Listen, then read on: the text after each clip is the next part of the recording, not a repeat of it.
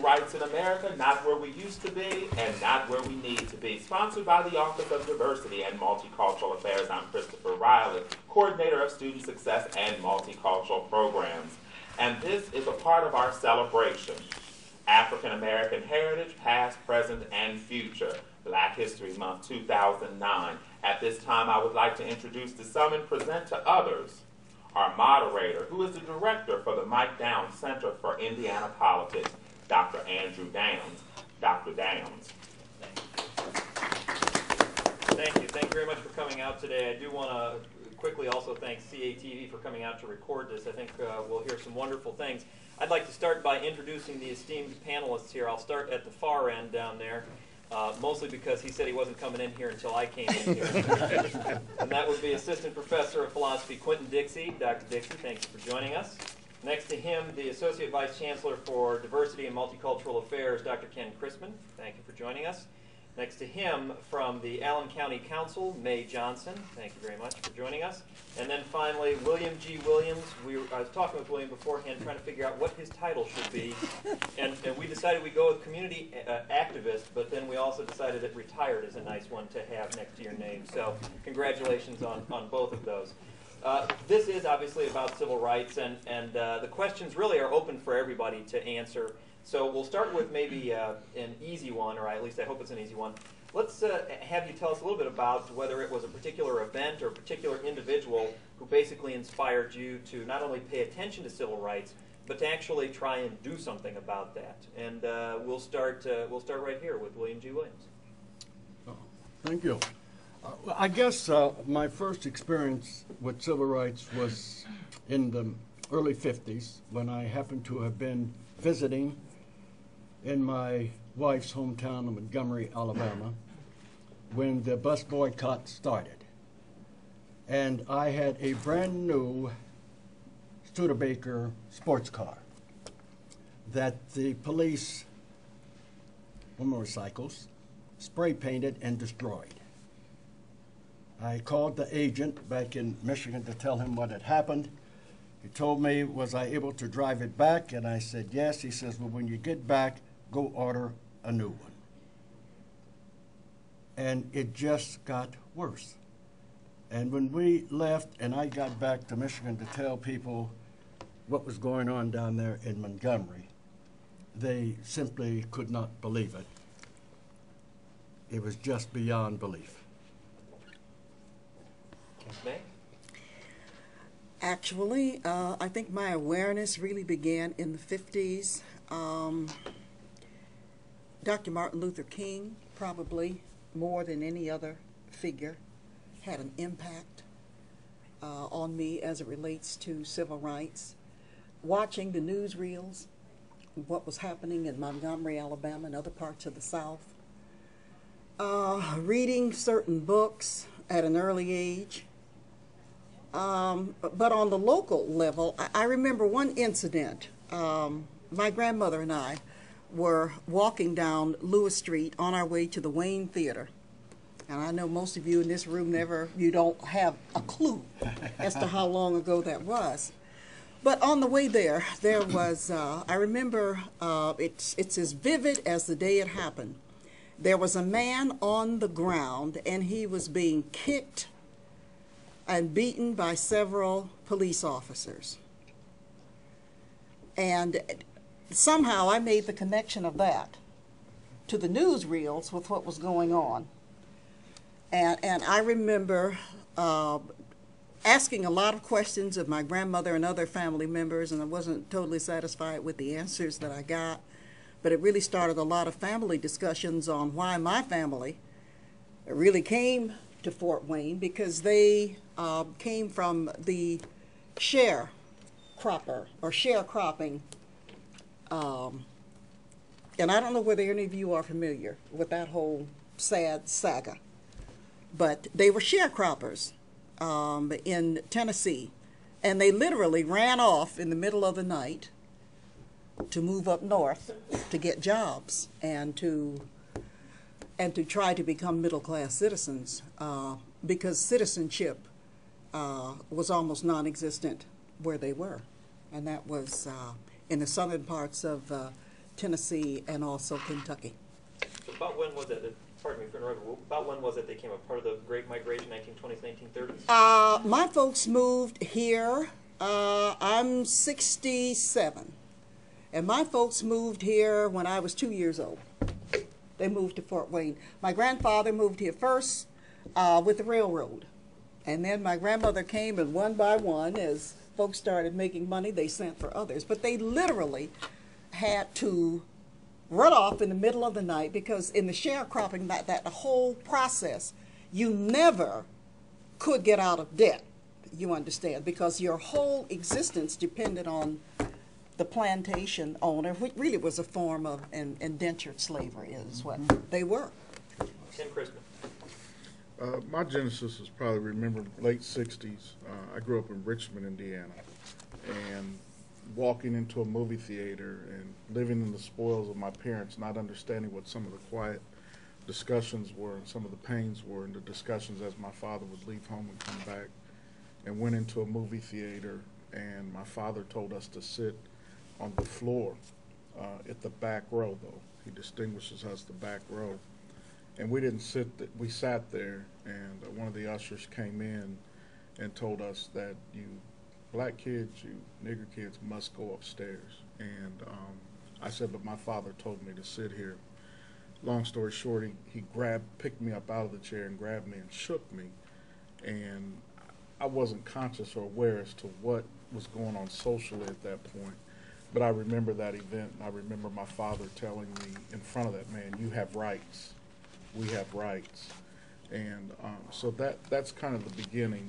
The other backdrop for me was I grew up pretty much on the campus of Earlham College in Richmond, Indiana, very liberal school, very progressive, and there were a lot of demonstrations, sit-ins, and things like that. So with that as a backdrop, as I began to learn, as my parents encouraged and demanded that we read Du Bois and Langston Hughes and other authors and to learn history, I developed a consciousness early on, and so that has propelled me into a life of service and holding up standards and lifting the rights of others.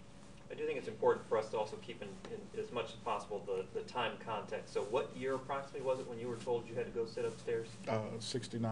1969. So this is not a long time ago Right. for people. I want to make sure we understand that. Quentin Dixie.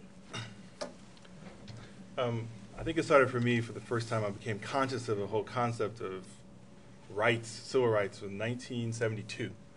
I lived on Lewis Street, and Hannah Homestead Park, one summer day, there was a gathering, and it was the local radicals. It wasn't about civil rights at this time, it was about black power. And in many ways, what had become known as the civil rights movement had already started to decline. In some cases, people were saying it was over.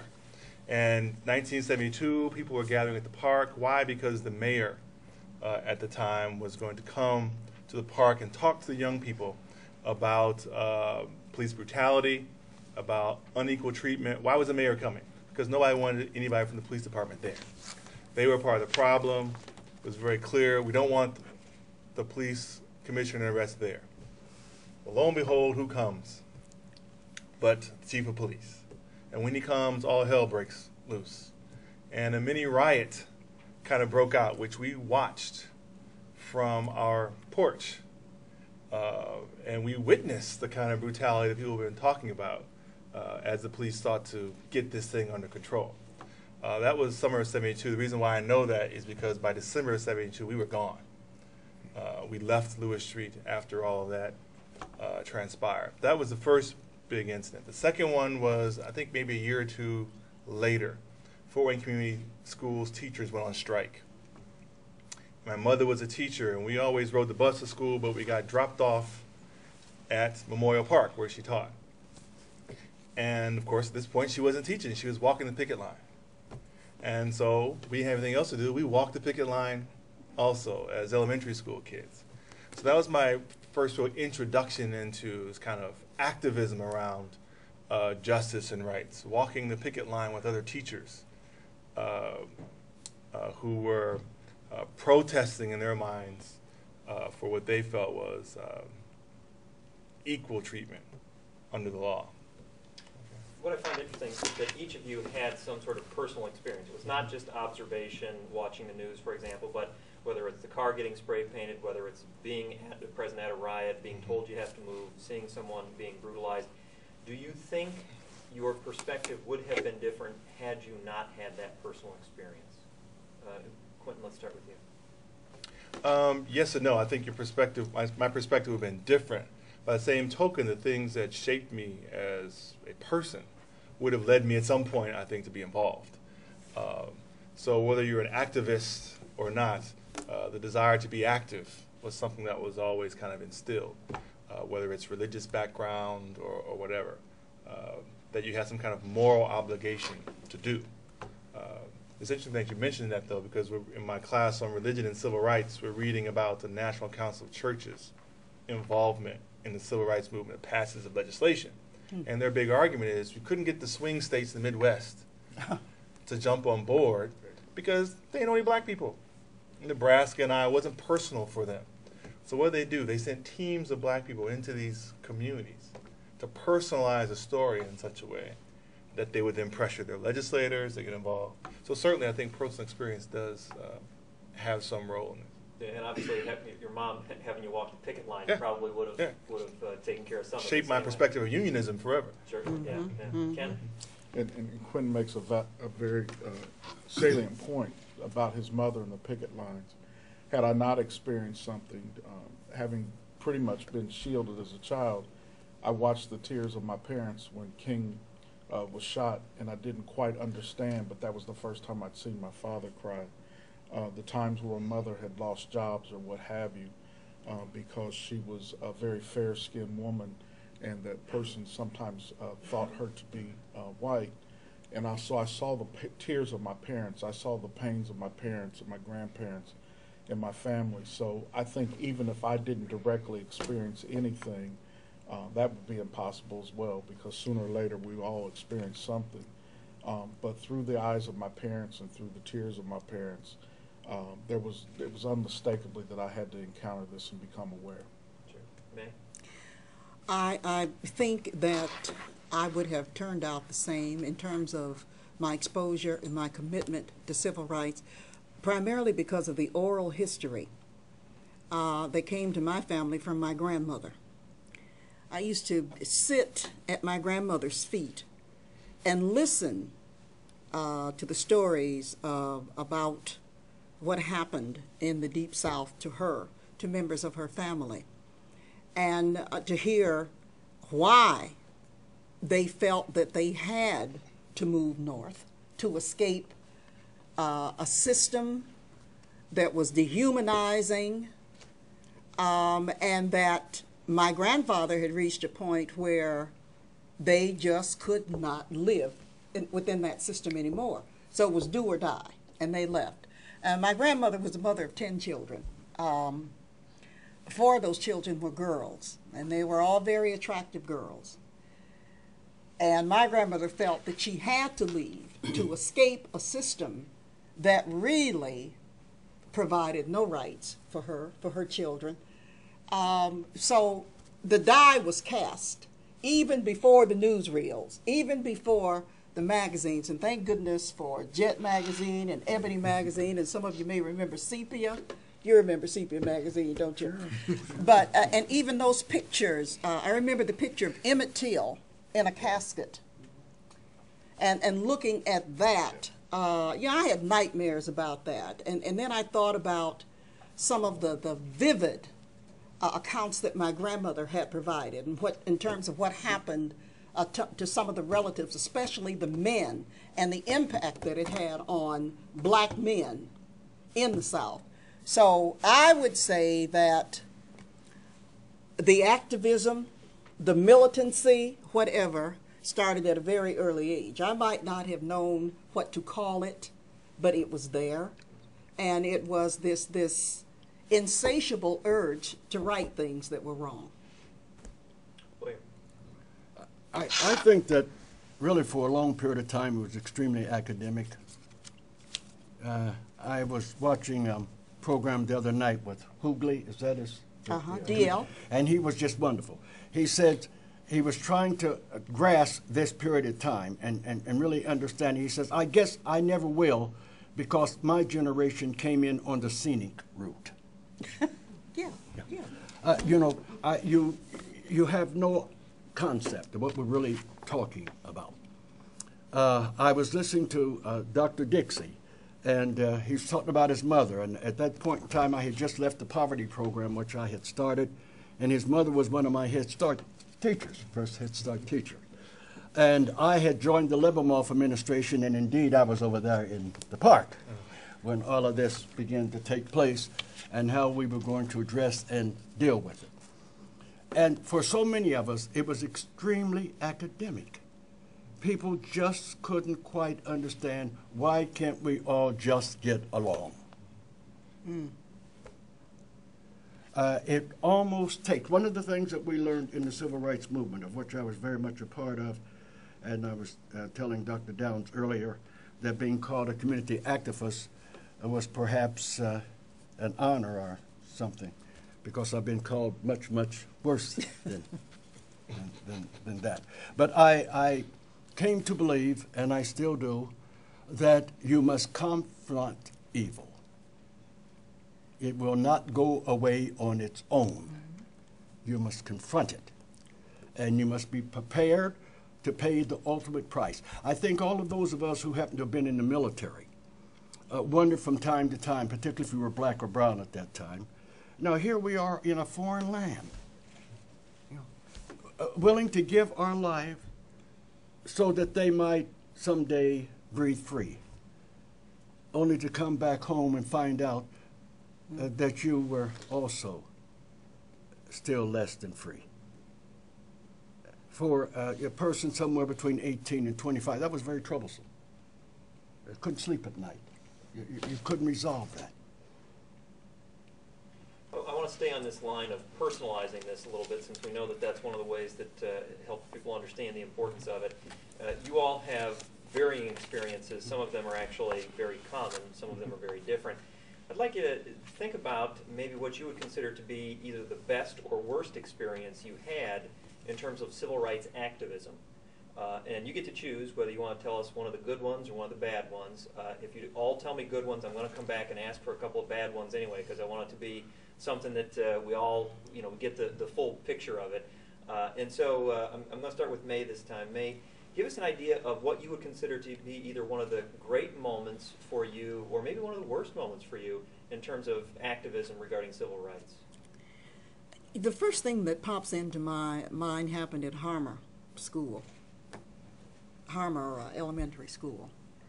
And there was a speech contest. I believe it was Lions sponsored, the Lions speech contest. And I was the only black student who entered that particular competition. And I won it. And as young as I was, I recognized a certain reluctance in the principal's attitude about even handing me the award. And I was hurt about that. I didn't understand it, and of course I went home, even though someone else, he had always handed out the awards before. And I always felt that this particular principal did not like me, and I felt that it had something to do with my color. I was the only person of color, child of color, to enter that particular competition. I went home, and I raised a lot of hell at home, and my grandmother, I remember, came to school and gave the principal a piece of her mind. The second incident that I remember early on was my grandma and I used to spend our summers in Cairo, Illinois. And Cairo, Illinois was quite segregated when I was 7 years old. And we went there, and everybody went to the movies on Saturday. And of course, the first time I arrived with some of my newfound friends, we were told we had to sit in the balcony. We couldn't sit downstairs. And I remember being terribly offended because of that. I don't know whether those were the worst. There have been numerous situations where you see subtle discrimination, where you feel it, you can't quite prove it, it would be difficult, but you know that you are being treated differently, And I can go back to the first job I ever held, even early on my experiences in broadcasting, where I had to form certain allegiances with the NAACP, the Urban League at that time, and anyone else to really send a message that I'm going to be treated the same as other department heads. So, but those are two that stand out in my memory. Let's go to Ken next. Probably the worst of it has been being involved or being in school when there were riots that were taking place over race. And just being kind of marred by seeing people bringing chains and guns to a middle school. I think we all know what that does and what kind of thoughts that puts in your mind. They really never leave. They become a part of your blueprint. The question is, what do you take from those experiences after you realize that your life was spared? The other half of that, though, is the relishing in the fun and the energy and the tension of having to study in undergrad about apartheid and what was going on, and all the way to getting together with groups of students and going and sitting in the president's office because the college was investing in doing divestiture with South Africa. So our point was that we need to stop this. We can't be a part of this. So those protests lasted for over a year, and it really gave me an opportunity to experience not necessarily what my foreparents and others went through who come before me, but to be involved in something, to take those same kind of energies and tensions and focus those into a greater good and stay the course, maybe not all over the world, but at that part of the world where I was sitting at that time, that we had the opportunity to protest and see change come. And so that was a great experience. Even though it was born in tension, I learned to stand for not only my rights, but the rights of others. William? I think when I went off to college, I went to Michigan State and I left Indiana. And at that time, blacks could not live on the campus of any of the schools. I do believe if Earlham had had dorms and if Manchester College had had dorms, those two schools would have had blacks living on campus. And I went to Michigan State, and lo and behold, my roommate was white. And, you know, I just, and you're trying to put all this and process all this, huh? And then as I later got involved in the civil rights movement, it was coming to accept how easy it is to give in to our more basic instincts. It's not that difficult. Keep in mind, we just, over the last 2 years, agreed that torture was all right. So all you have to do is find a way not to like that person or that group. And there's practically a little or nothing that you won't do that's mean-spirited. So I have just always found it difficult to deal effectively with how mean and demeaning we can be. During the civil rights movement, to see how what I knew were fathers and grandfathers treating young girls in the deplorable manner and way that they were when they were marching. And if some of you were part of those years, you know exactly what I'm talking about.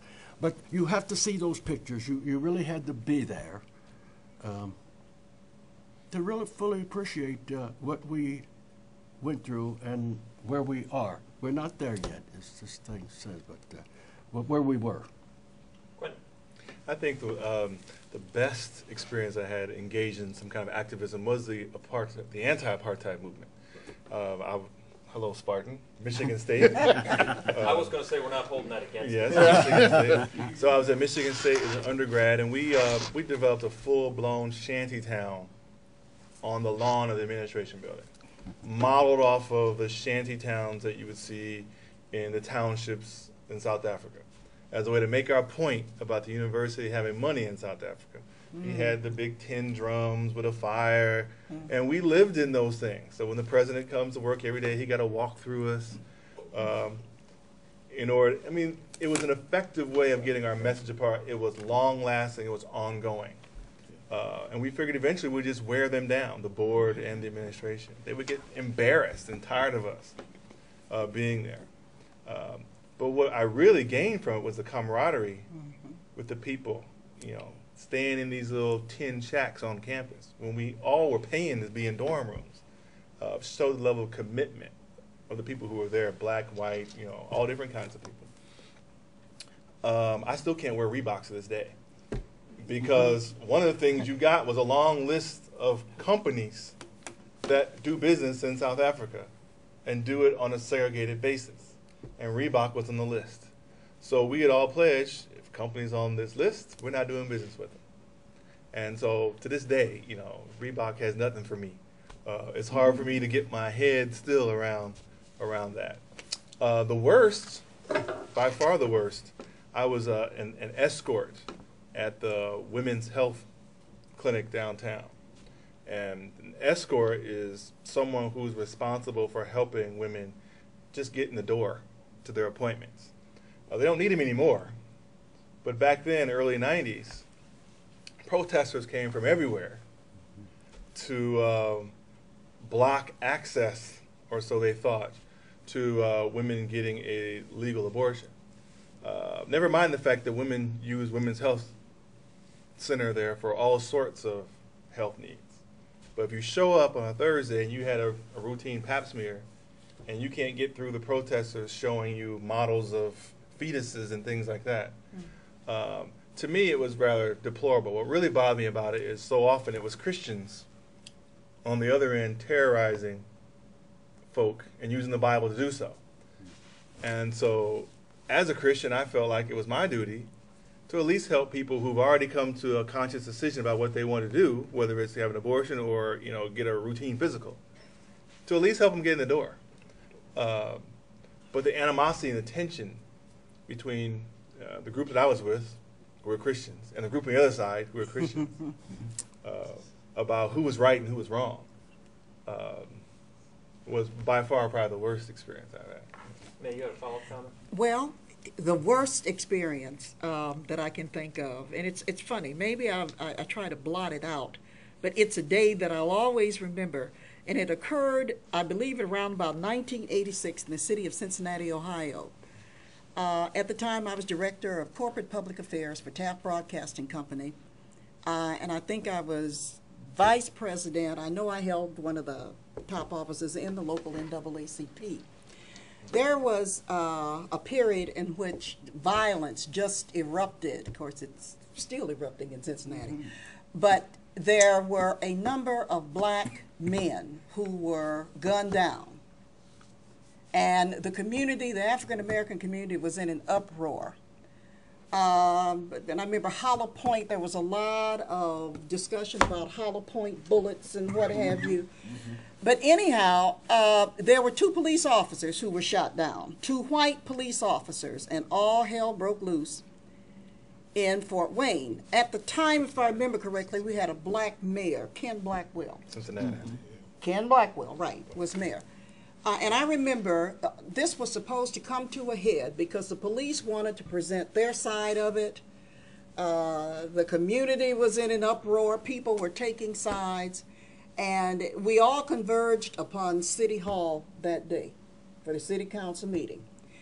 And I remember when I came in with my cameraman, because I also did a lot of on-air work. I did a lot of public affairs programming. You could feel the hostility in the air. We had to push through the crowd, and I told my cameraman as soon as we got out of the truck, start shooting, get everything, and which he did. Well, I heard this commotion behind me, but I didn't look back. And what I found out later, it was my cameraman being kicked down the stairs by white police officers. When I made my way through the crowd, I remember the backs because council was seated in a round table kind of formation, and they were sweating. I remember Ken Blackwell's shirt was soaked through. This was, I believe it was in May. The president of the NAACP was a good friend of mine, was a black man who was more white than black, about 6'6". He went up to take down some of the posters around the room, and there were posters, you all, that said, lynch all the niggers. I couldn't believe what I was seeing. And I'm looking around for my cameraman, who, believe it or not, had made it back up the stairs. Only he came in another door. He got it all, but he paid a price for it. He was battered and bruised, but he got it. J.C. Johnson went up to pull some of those offensive posters down, and a group of white police officers grabbed him, and they were choking him. He had on a necktie. And some of us were trying to get the police officers, including black police officers. I've never seen it quite like that. I was trying to get through the line. And you have to understand, the police officers took the unlawful action of really holding counsel hostage that day. It was never reported that way on the national news, you all. They had formed a circle. I was trying to get through the NAACP. They were contained in this little small section, and they were surrounded by police officers. There were some discussions rather loud, and there was some shoving between black police officers and white police officers, because the black police officers had come as a group, their own. They had their own union. I've never seen it any worse, because you all have to keep something in mind. These people had guns. And I knew that some of the people in the NAACP section had guns too. I know what I'm talking about. And I thought, dear Lord, we're all going to get slaughtered down here today. And I remember one of the police officers' wives, because when you're in public affairs, you work with every group, all of the groups. One of the police officers' wives said to whomever the police officer was, and he was red-faced, angry. And I also saw fear in the eyes of some of the police officers, white and black, because they knew all hell could break loose at that time. And she said, she's okay, because somebody pushed me back, shoved me back. And she said, oh, she's all right, let her through. And I remember these words: I don't give a damn who she is. She's black. She can't come through. I still made it through. And I want to finish this story because it did happen. It was one of the most horrible days of my, I couldn't believe it was happening in Cincinnati. I'd never really been exposed to anything like that. I mean, subtle discrimination is one thing, but when it stares you in the face, it threatens your personal freedom along with your civil rights. When we got back to the station, my cameraman called and said, you got to come down here, because the news director was going to kill certain parts of the story. Now, you have to understand, I filed the story, but they were going to show what they wanted to show, and a great deal of what he shot was never going to get on the air. Well, between a very active NAACP, a group of ministers, whoever I had called, it got on the air. Didn't get on until 11 o'clock news, but it did make it on the air.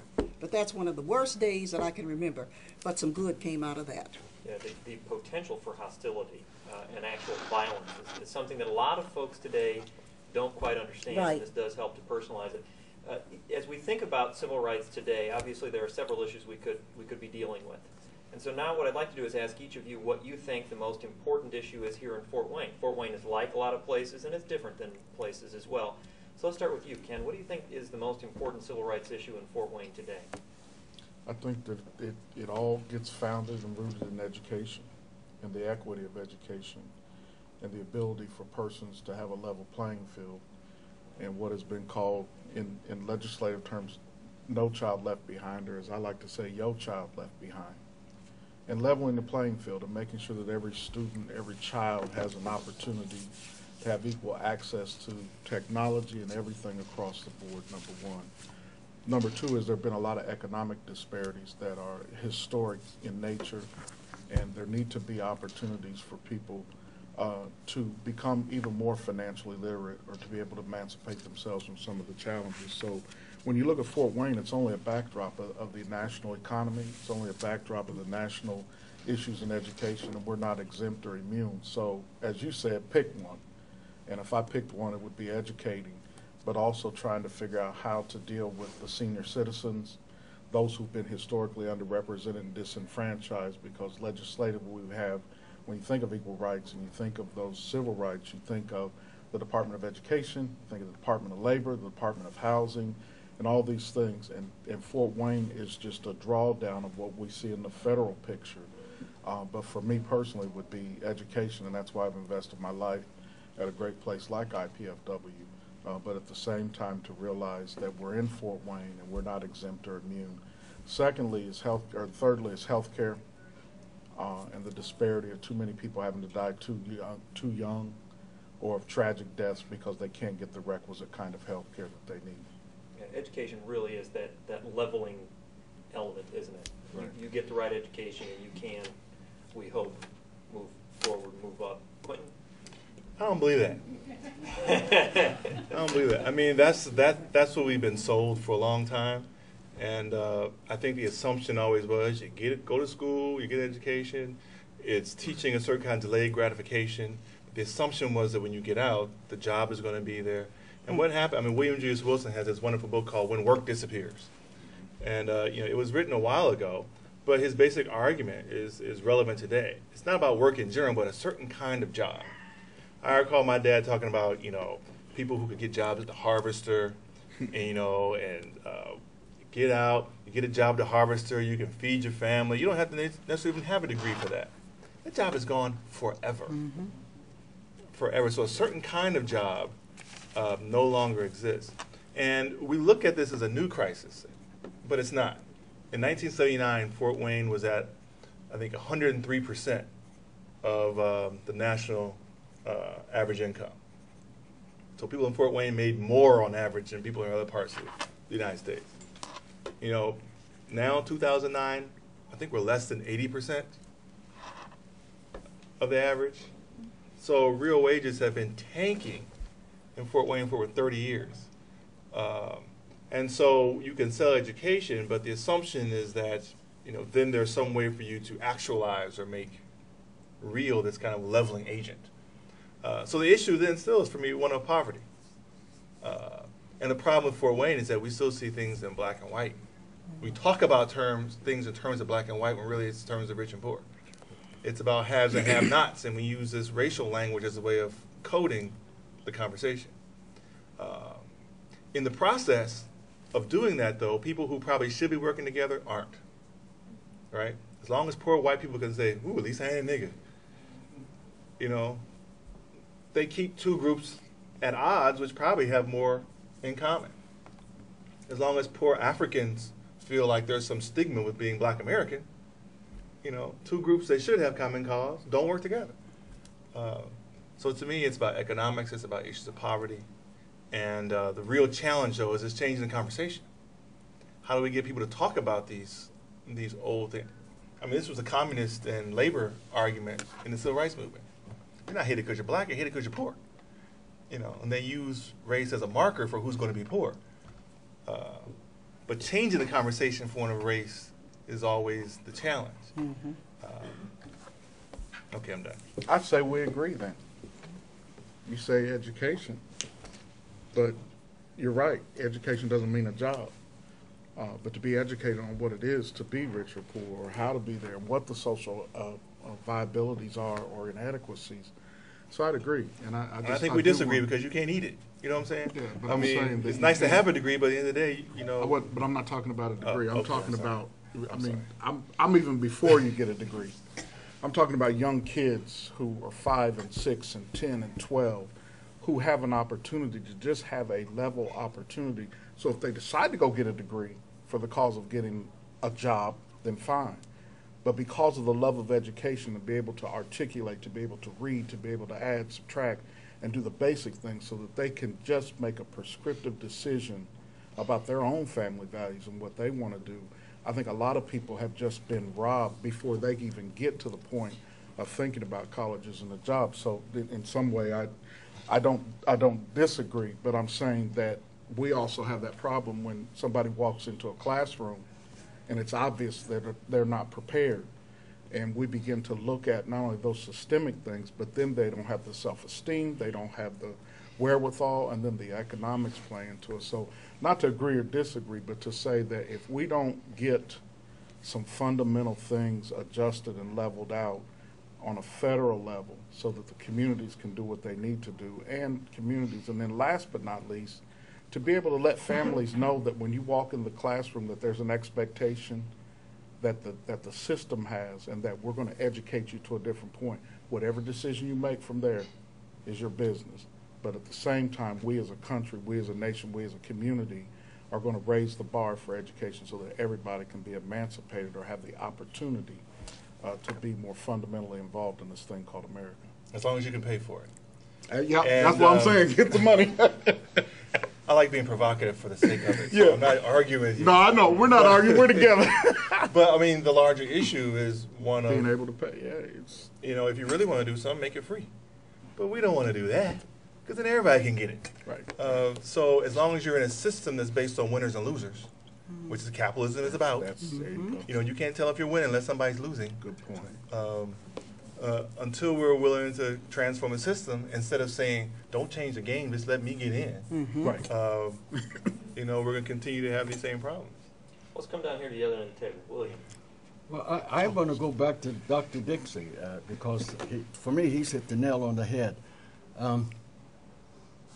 In Fort Wayne, Allen County, right now, there is a very deliberate assault on the poor. They're talking about the elimination of townships.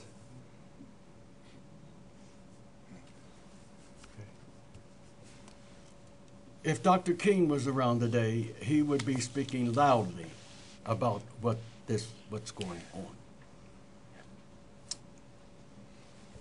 Education is very important. We must help people to understand that their vote is their voice. We must help people to understand that their vote influences domestic policy.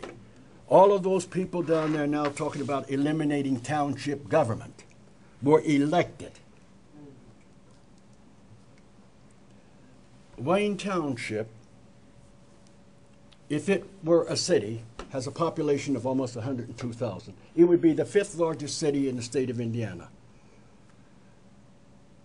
Dr. Dixon was talking about when work disappears, well, you're looking at the potentiality of a people disappearing. Because all you have to do is eliminate Wayne Township, and you have snuffed out the voice of the majority of Fort Wayne's African American community. Very effectively snuffed out. Now, they won't talk about it, but that's part of it. That's all part of it. You see. How did it get, quickly on the statistics, roughly 17% or more people in Wayne Township live in poverty. Better than 40% of the households are headed by a single parent. Twice the unemployment in Wayne Township versus the city of Fort Wayne and Allen County. How did all of that happen? It happened because a number of us didn't vote and allowed government that didn't represent our interests get into office. Everything that's going on now is being driven by government. The government is the only one that has the resources that created the ghetto. It's a ghetto. And I'm going back using it as the European Jews used it years back. Okay? It's where we are confined to in the urban area. We didn't do that. Government did that. Government turned its head and let the Chamber of Commerce and the Board of Realtors and all these other people redline and all these other ugly, nasty things that they did and restrict us. They talk about Renaissance Pointe and so forth, and you drive down the streets, and every third or fourth house is a duplex or a triplex, and it's been put together in an unworkmanlike manner. Government has allowed that to happen. It's an assault on the people. This is class warfare at its best.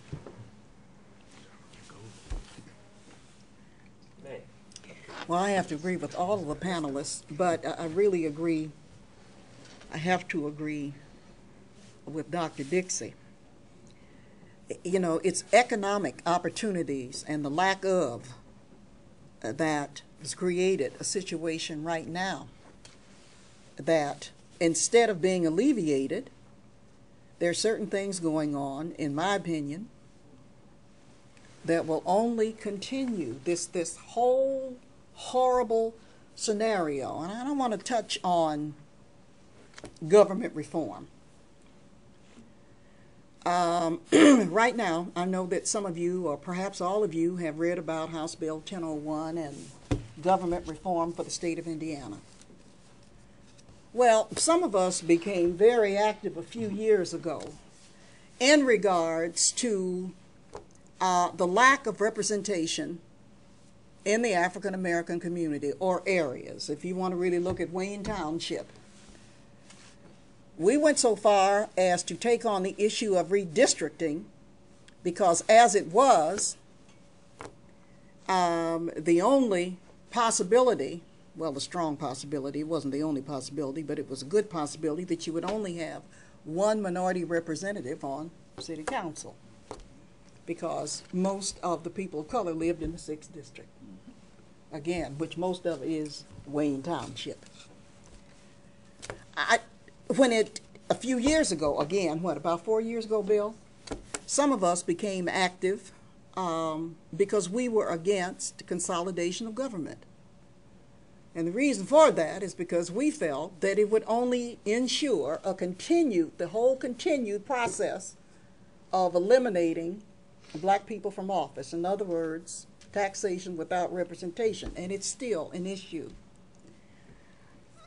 Looking at Indiana government, I would say, yeah, some of it does need to be reformed, but I'm not sure that some of the reforms that are being called for will make things better. It's a possibility to make things worse. It may make things worse. But you cannot separate jobs, the lack of economic opportunities. If working folks in the state of Indiana, if the whole situation is certain parts of Indiana where these people have caught a bad cold as it relates to the lack of jobs, in the African American community, they have pneumonia in the final stages. Health care, you need a job to pay for some kind of health care. Housing, let's just take Renaissance Pointe, for instance. Renaissance Pointe was supposed to be the beginning of a home ownership program that started in the core of the city and spread out through the old neighborhoods and so on to vastly improve the tax rate in the inner core of the city. And some of us supported. I ended up working for that. That is what it was sold as, because I helped to sell it. At least I take credit for it. Well, the economy turned upside down, but it didn't just happen in Fort Wayne. It's happening all over the world now. And phase one, where, well, there were supposed to be 4 phases, if I remember correctly. Clinton, correct me if I'm wrong, because you were part of that process too. I wasn't telling people that, but now that you outed me. Well, we all have to stand up and take credit. No. But we're all looking for something to improve conditions. And the idea was that this was going to be the beginning of a home ownership program. This was to encourage home ownership, do whatever was necessary to really restore the tax base of the city and provide opportunities. Well, things did not go well. My understanding is only 4 new homes were built, but a tremendous amount of money went into rebuilding the infrastructure for that community and so on and so on. When the issue of creating some opportunities for jobs and for people of color, we only have 2 builders, I believe, in the area. Nobody wanted to deal with that. You understand? Because all of a sudden it was private development.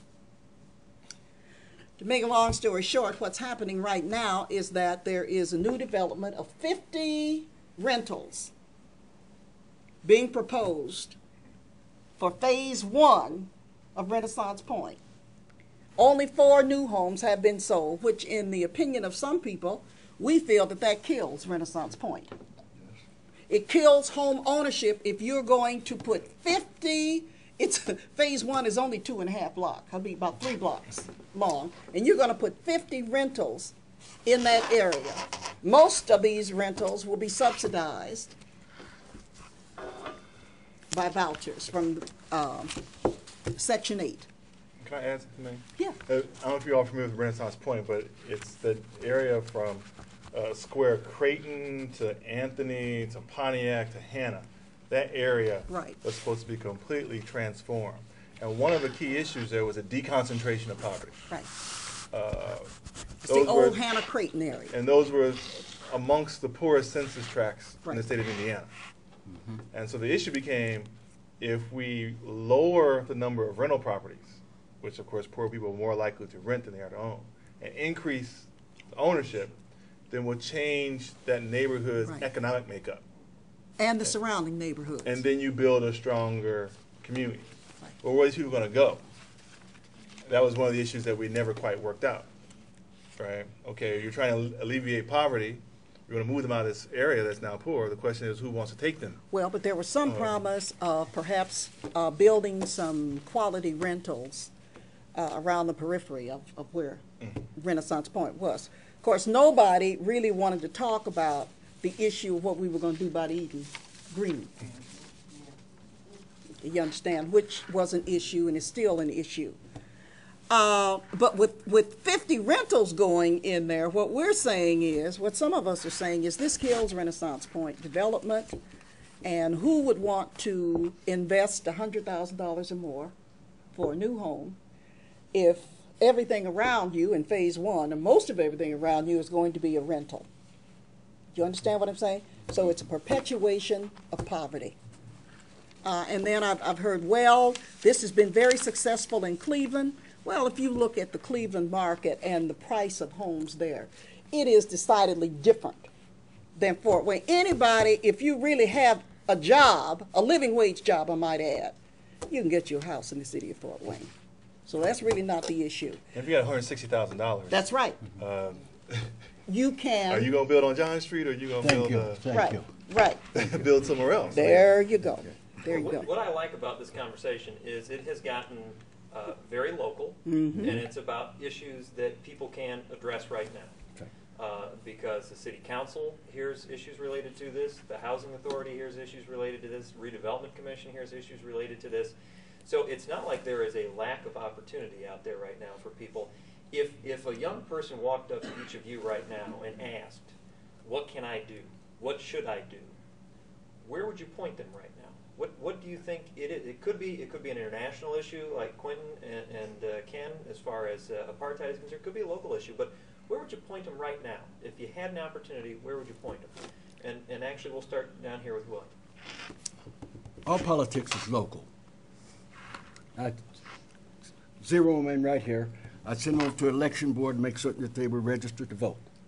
And then I would help them to see the relationship between the administration or government and the private sector.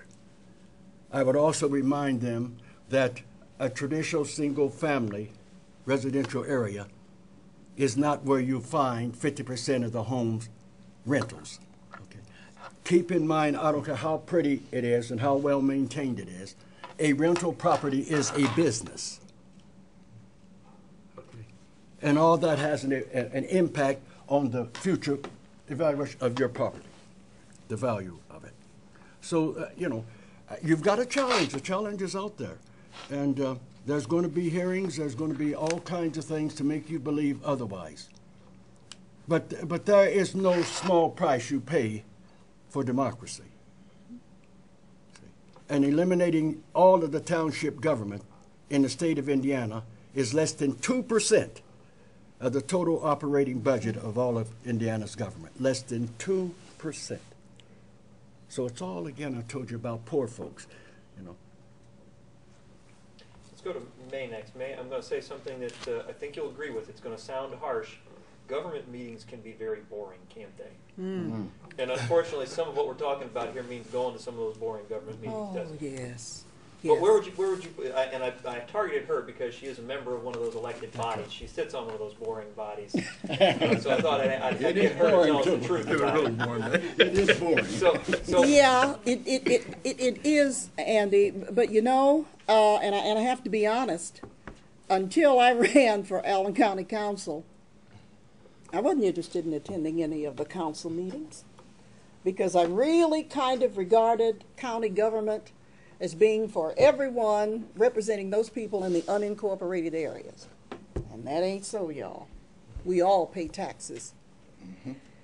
But to get back to what would I tell you to do, there's a challenge that we all struggle with, and that is the challenge of presenting vital information about where you live and about where every piece of legislation, local legislation, how it impacts you. Along with William G. Williams and some other folks, including Dr. Dixie, yeah, we're claiming you today. Okay. You know, we work very hard. We even challenged each other a lot to put on sessions, information sessions, usually on a Saturday, where we dealt with these issues, education, not just the Fort Wayne Community Schools, but the whole issue of education and how it impacts the urban communities where a lot of you live. But couldn't get anybody there. In many instances, the only folks that were there was us. With the media. The media tends to present what's happening now. You know what I mean, who got shot over the weekend or what have you. But it is not sexy, it's not exciting. But it is vital that you understand how government really controls everything that you do. And the only way you can do that is to participate in some of these boring sessions. that's right. If you don't understand what's going on, then call somebody. And there's always somebody to talk to. You know, Quentin, I'm sure, will be more than happy to give you the time of explaining or refer you to someone Andy. else. Right. But it's a challenge because there is, let me just go for Cincinnati. Cincinnati has, well, they did have 4 radio talk shows that were devoted to black issues. And you all, that's rich because most communities cannot boast of that. Yeah, and I agree. You know, a lot of talk radio is, well, but in terms of informing that community, giving you a choice of whatever you want to support, that information was there. We don't have that here. We really don't have an organ that really presents in detail, and you got to present both sides, not just one side. But we really don't have that. So the challenge is for you to get what you need. Ken. I'm going to claim all 3 of them. All right. Okay. And I think that the points here are very well made. And that where would I point somebody, it depends on where they are. But at the end of the day, if you don't understand what a democracy is, if you don't understand what government is and how government works, and you passed a course somewhere in the 8th or 9th grade, you got a grade and you're out, and now you're picking up these finer subjects, then it doesn't matter how much education you have. If you don't understand it and the power of your vote, then you can't be a full participant. Mm-hmm. And so it is economic, it is education, it is health, it is everything that these folk and I have discussed today. But in particular, it just seems like it calls for greater opportunities for the work that you even do, Andy, in educating people on what does your vote mean. It's something, one thing to be registered, but it's another thing to understand. And none of us will understand the complexities of all the House bills and how they impact us. However, there are social service agencies and there are institutions, colleges, universities, churches, what have you. We all have these institutions we participate in. And when the collective cry of the people understand that they need to thirst for more knowledge, and we lead them higher instead of lead not higher in emotion, but higher in intelligence about what their vote is and what it means and what we must do to be prepared so that our voice is not only voted, but it's sustained. It is participation in meetings. Then I think that the lack of understanding, the lack of knowledge hurts us. Now that's a big answer to a problem that impacts family, values, and the values of this community. And so if you are elected and if you are in a position and if you are voting the conscience of the community, which is the question here, then you need to also understand that there's a cry for reshaping the values of this community, and it cannot be business as usual.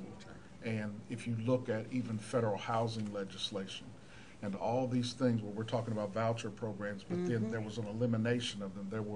We acquiesced and head nodded in the previous administration about affirmative action and different things, but all of a sudden we're in a situation where locally we're impacted by those federal funds. We're impacted by all those things. So if you don't understand the federal government, if you don't understand the state government, the least you can do living in a community, in a city, is understanding what your vote means here in Fort Wayne, so that persons like Mae Johnson and the other panelists and then the other people who are in positions of power or at least influence can be voting your conscience because your voice has been heard, not just with a check mark, but with you going to a meeting and knowing what the democracy is. Quentin, quickly, yours. The question was young people, right? Yep. And I think I would start them even more local than that. Start where you are, in school. If you don't like the school lunches, there's a good chance somebody else doesn't like them either. It's a small thing, but these are the kinds of things that I think young people who are interested in activism cut their teeth on. Dress code issues. Like some of these dress codes, and I understand the motivation behind them, they're rather draconian, some of these rules as to what you can and can't wear, what you can and can't do. If I were in school today, I would think, a bunch of people in class probably think the same sorts of things. Just organizing around issues that impact your life on a daily basis gives you an opportunity to participate in shaping what community means for you. And to me, that's the essence of what activism is about. So start local, but start really local.